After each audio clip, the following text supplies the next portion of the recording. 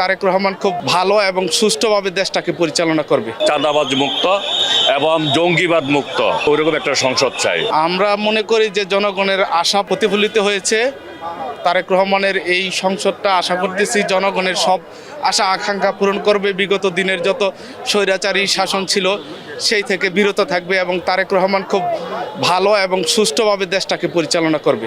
আমরা একটা ভালো সংসদ চাই, কারণ হলো দীর্ঘদিন দেশের মধ্যে যে সংসদ হয়েছে যেটা ওই আমিডামি ভোট হয়েছে এবং জনগণ ভোট দিতে পারে নাই।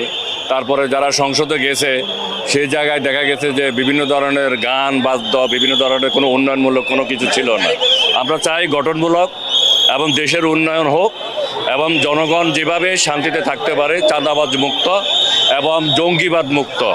আমরা ওইরকম একটা সংসদ চাই, যে সংসদে আইন প্রণেতারা শুধু আইন প্রণয়ন করবে দেশের স্বার্থে এবং জনগণের স্বার্থে।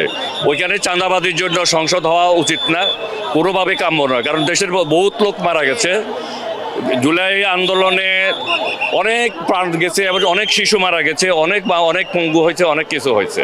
এখানে কারোর এজেন্ডা বাস্তবায়নের কোনো সংসদ আমরা চাই না।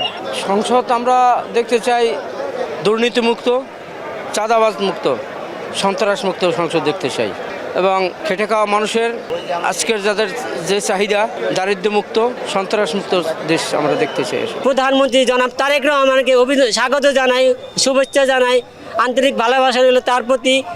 আশা করব আগামী আজ থেকে শপথ গ্রহণের পর যে শপথ গ্রহণ করবে, যে কথাগুলো বলবে, ওই কথাগুলো যেন বাস্তবায়ন করতে পারে, বাস্তবায়ন রাখতে পারে।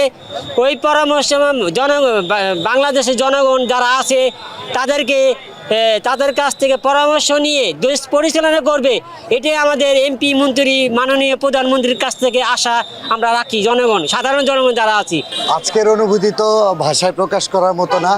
এটা অত্যন্ত উৎসবমুখর একটি পরিবেশ।